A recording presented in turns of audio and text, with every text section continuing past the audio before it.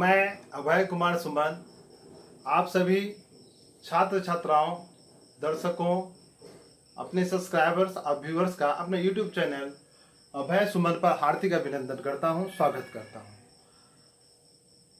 आज हम लोग वर्ग दशम के इतिहास विषय के प्रथम अध्याय यूरोप में राष्ट्रवाद के अंतर्गत आज एक नए देश के एकीकरण के बारे में पढ़ेंगे।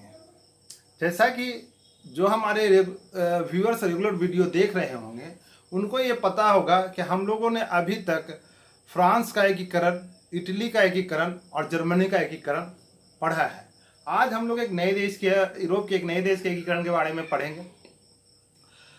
आज का जो देश है उसको आप भली भांति जानते हैं। आप अगर पुस्तक नहीं भी देखे होंगे तो मैं कुछ हिंट्स दूंगा तो आप जरूर बताएंगे। आज हम उस देश के बारे में पढ़ेंगे, उस देश के एकीकरण के बारे में पढ़ेंगे जहां सिकंदर महान जैसे व्यक्ति का जन्म हुआ जो विश्व विजेता बनने निकल पड़ा। आज उस देश के बारे में पढ़ेंगे जहां अरस्तु और प्लूटो जैसे दार्शनिक का जन्म हुआ जिसने पूरे विश्व को अपने दर्शन से अचंभित किया। आज हम उस देश के बारे में पढ़ेंगे जिसने पूरे विश्व को खेल की सबसे बड़ी प्रतियोगिता ओलंपिक दी, जिसका आयोजन वर्तमान समय में भी प्रत्येक 4 साल पे होता है। आप बिल्कुल अब समझ गए होंगे, जी हाँ, आप सही सोच रहे हैं। आज हम लोग यूनान के एकीकरण के विषय में पढ़ेंगे। यूनान जो मध्यकाल में या तुर्की के आक्रमण से पहले एक समृद्ध देश था, एक ऐसा देश जो पूरे विश्व में एक आदर्श स्थापित करता था। यूरोप महादेश के लिए वो तो एक आदर्श था ही, प्रेरणा स्रोत था ही, लेकिन वह पूरे विश्व को भी प्रभावित करता था। शिक्षा का क्षेत्र हो, चिकित्सा का क्षेत्र हो, दर्शन का क्षेत्र हो, हर क्षेत्र में पूरे विश्व में प्रभाव रखता था। उस देश में 1453 ईस्वी में तुर्की के शासक सुल्तान मोहम्मद का आक्रमण होता है और वह यूनान के सबसे बड़े नगर कुस्तुनिया, जिसका वर्तमान नाम इस्तांबुल है, उस पर वह आक्रमण करता है और वह कुस्तुनिया को जीत लेता है और इस प्रकार तुर्की का पूरे यूनान पर शासन हो जाता है। उसके बाद यूनान बहुत बुरे दौर से गुजरता है, लेकिन 1789 ईस्वी में जब फ्रांस में क्रांति होती है तो उसका असर यूनान पे भी पड़ता है। यूनान के लोग भी देश प्रेम की भावना से ओतप्रोत होते हैं और वे राष्ट्रवादी आंदोलन प्रारंभ करते हैं, लेकिन तुर्की द्वारा उनके आंदोलन को निर्दयता पूर्वक कुचल दिया जाता है। यूरोप के सभी देशों को यूनान के प्रति सहानुभूति है। सभी देश चाहते हैं कि यूनान स्वतंत्र हो जाए, लेकिन वे कुछ कर नहीं पाते क्योंकि यूनान अपने कूटनीतिक चालों द्वारा ऑस्ट्रिया को अपने साथ मिलाकर रखता है और ऑस्ट्रिया यूरोप में एक बड़ा शक्ति है जिसके भय से उसके अन्य देश, यूरोप के अन्य देश कुछ बोल नहीं पाते। यूरोप के सभी देशों में यूनान के प्रति प्रेम होने का एक कारण यह भी है कि यूनान पूरे यूरोप के साहित्य प्रगति, विचार, दर्शन, कला, चिकित्सा, विज्ञान आदि उपलब्धियों के लिए प्रेरणा स्रोत का कार्य करता है। अब हम लोग जो वर्ग 9 में पुनर्जागरण पढ़े होंगे तो आप ये भी पढ़े होंगे कि पुनर्जागरण का एक कारण यह भी है कि कुस्तुनिया का पतन होता है। कुस्तुनिया का पतन होता है और सर्वाधिक विद्वान वहां से भागकर इटली जाते हैं। इसी कारण सबसे पहले इटली में पुनर्जागरण होता है और उसका प्रसार पूरे यूरोप में होता है। तो इस कारण चूंकि वह विद्वानों का शहर, बुद्धिजीवियों का शहर कुस्तुनिया कहलाता है और कुस्तुनिया नहीं पूरा यूनान कहलाता है, इसलिए यूरोप के लोगों को उसके प्रति सहानुभूति है। लेकिन फिर भी यूरोप के लोग, यूरोप के विभिन्न देश चाहकर भी कुछ नहीं कर पाते। इसी दरमियान यूनान के राष्ट्रवादियों द्वारा एक संस्था स्थापित की जाती है। उस संस्था का नाम है हिटेरिया फिलाई। इस संस्था का मुख्य उद्देश्य है कि लोगों में राष्ट्र प्रेम की भावना जागृत करना, राष्ट्र प्रेम की भावना लोगों के मन में बीजारोपित करना। इसी संस्था के आह्वान पर इंग्लैंड के महान कवि लॉर्ड बायरन यूनान की ओर से तुर्की के विरुद्ध युद्ध करने जाते हैं और वह इस युद्ध में शहीद हो जाते हैं। इंग्लैंड के कवि लॉर्ड बायरन का शहीद होना एक बड़ी घटना है। इससे पूरा यूरोप स्तब्ध रह जाता है और सभी का सहानुभूति यूनान के प्रति हिलोड़े मारने लगता है, जागृत हो जाता है। 1821 ईस्वी में यूनान में राष्ट्रवादी आंदोलन की रफ्तार अत्यंत तेज हो जाती है। 1826 ईस्वी में यूनान में आंदोलन को देखकर रूस और ब्रिटेन यह तय करते हैं कि यूनान और तुर्की के बीच मध्यस्थता करा दिया जाए। वह इसका प्रयास भी करते हैं, लेकिन वे इस प्रयास में असफल होते हैं।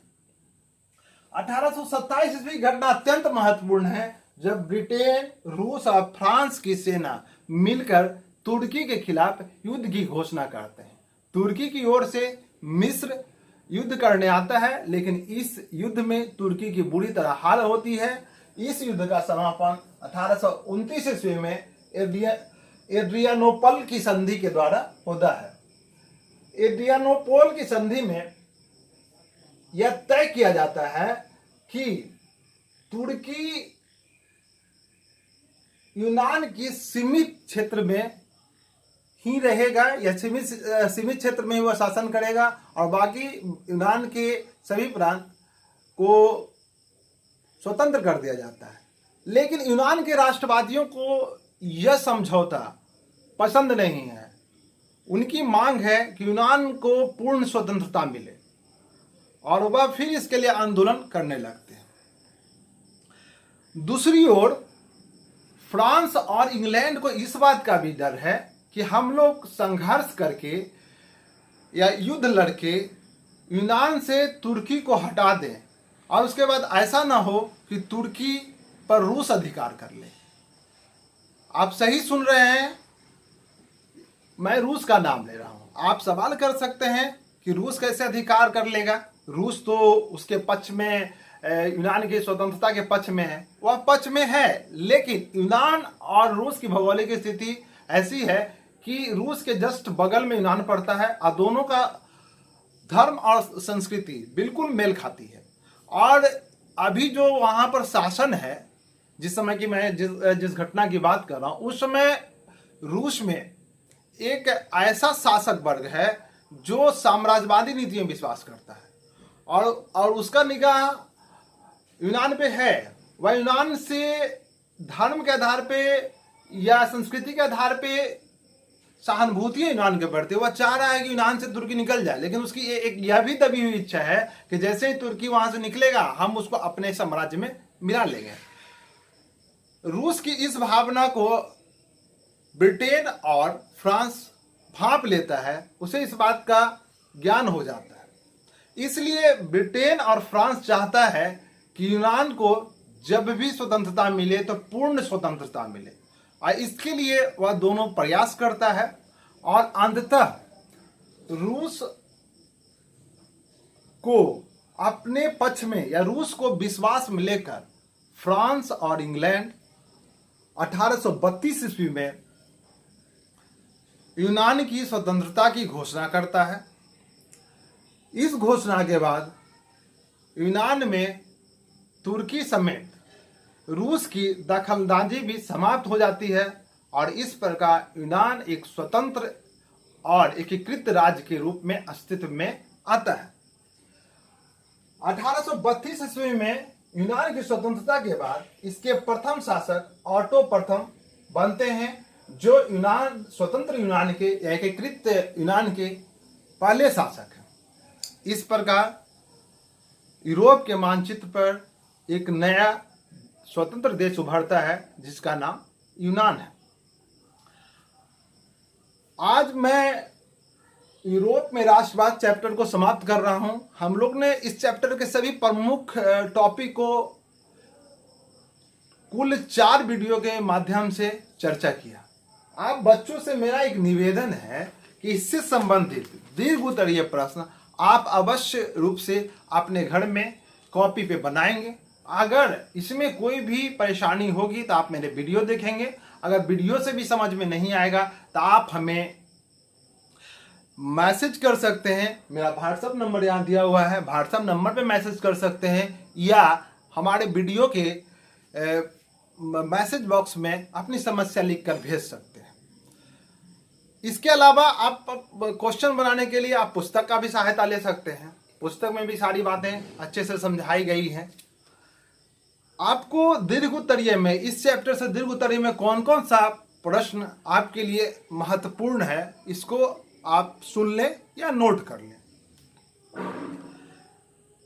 इस चैप्टर से सबसे पहला क्वेश्चन ये पूछा जा सकता है कि वियना सम्मेलन से आप क्या समझते हैं।